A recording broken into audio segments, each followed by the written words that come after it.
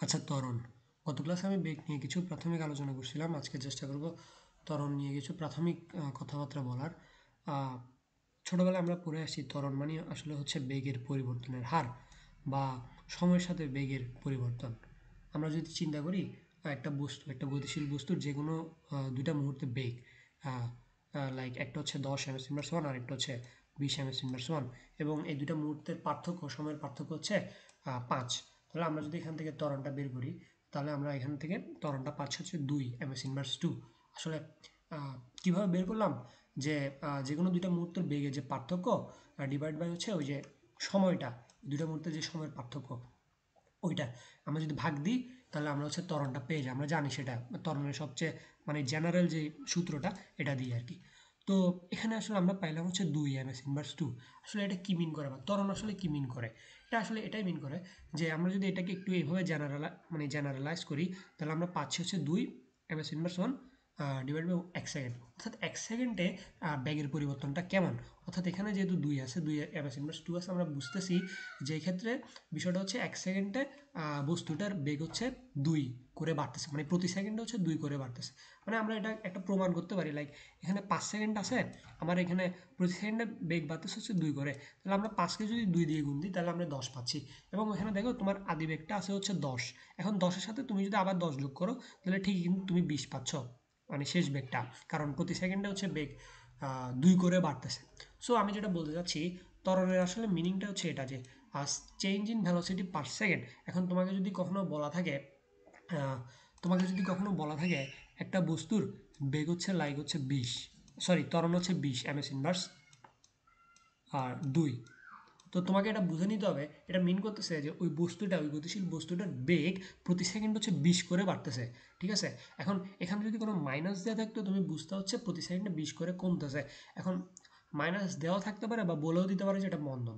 অর্থাৎ মন্দন মানে তো আমরা বুঝতেছি যে মানে বেগটা কমতেছে। তো যাই হোক, আমি যেটা বলতে চাচ্ছি আহ,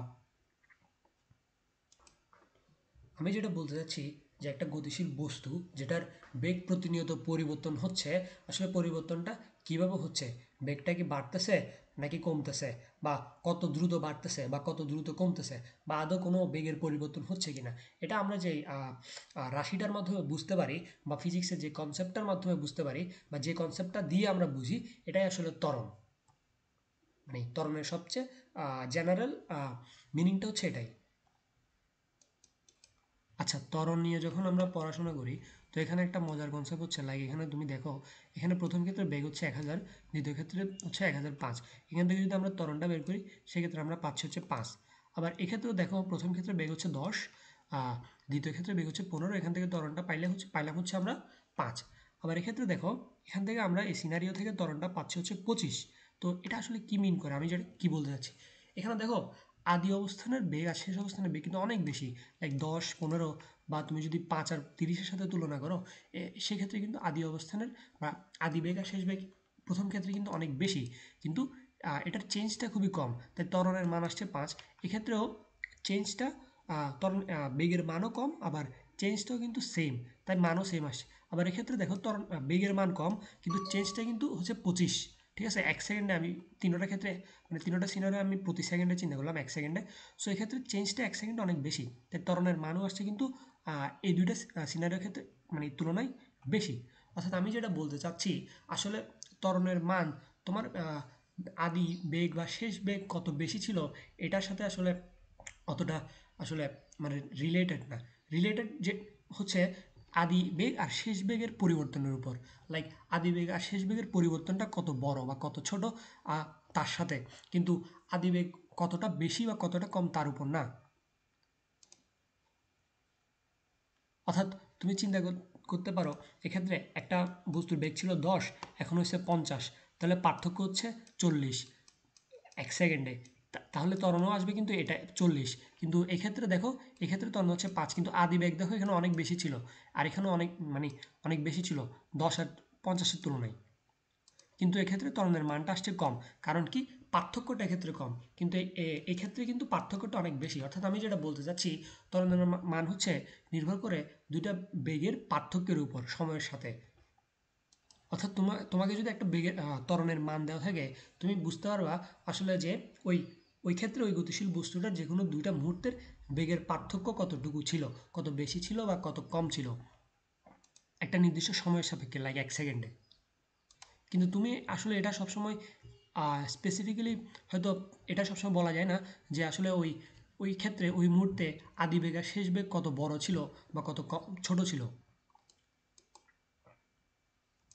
আচ্ছা, ত্বরণের কিছু সিনারিও থাকতে পারে, লাইক একটা সমবেগে গতিশীল বস্তু, তার ক্ষেত্রে কিন্তু বেগের পরিবর্তন হচ্ছে না। সেক্ষেত্রে যেহেতু বেগের পরিবর্তন হচ্ছে না, সেক্ষেত্রে ত্বরণ হবে জিরো ডেফিনেটলি। আবার একটা স্থির অবস্থায় থাকা বস্তুর কথা চিন্তা করতে পারো, সেক্ষেত্রে তার যেহেতু কোনো বেগ নাই, বেগের পরিবর্তন নাই, সেক্ষেত্রে ত্বরণ জিরো হইতে পারে। আবার চিন্তা করো একটা নির্দিষ্ট গতিপথে চলনশীল বা গতিশীল কোনো বস্তু, স্যাডেনলি তার গতিপথ মানে গতিপথের যে দিকটা সেটা চেঞ্জ হচ্ছে, গতিপথের দিকের চেঞ্জ হলে কিন্তু ত্বরণের চেঞ্জ হয় বা একটা ত্বরণ থাকে। অর্থাৎ ত্বরণ ডিল করে হচ্ছে চেঞ্জেস ইন মোশন নিয়ে, লাইক একটা চেঞ্জেস ইন ভ্যালোসিটি নিয়ে, লাইক একটা বস্তুর ভ্যালোসিটি বা বেগ কিভাবে পরিবর্তিত হচ্ছে সময়ের সাথে, বেগটা কি বাড়তেছে নাকি কমতেছে, নাকি আদৌ বেগটা সমবেগে চলতেছে। আবার আমরা যদি প্রিভিয়াস ক্লাসের ভেলোসিটির কথা চিন্তা করি বা বেগের কথা চিন্তা করি, বেগ আসলে ডিল করে হচ্ছে স্টেট অফ মোশন নিয়ে, লাইক একটা বস্তুর গতি নিয়ে। একটা গতিশীল বস্তু, তার গতিটা আসলে কেমন, সে কি সময়ের সাথে খুব ফাস্ট যাচ্ছে নাকি খুব স্লো যাচ্ছে, নাকি বস্তুটা স্থির আছে নাকি আদৌ গতিশীল আছে, এটা আসলে আমরা বুঝতে পারি হচ্ছে ভ্যালোসিটির মাধ্যমে বা বেগের মাধ্যমে। সো এটাই ছিল বেগ আর ভ্যালোসিটি, সরি বেগ আর ত্বরণের যে খুব জেনারেল যে পার্থক্যটা আর কি। আমি চেষ্টা করছি যে আসলে বেগ আর ত্বরণের খুব জেনারেল যে মিনিংটা বা একটা প্রাথমিক আলোচনা আমি করার চেষ্টা করছি, লাইক যে বেগ আসলে কি মিন করে, ত্বরণ আসলে কি মিন করে। সো খুব বেসিক একটা আলোচনা ছিল, জাস্ট একটা প্রাথমিক ধারণা আর কি।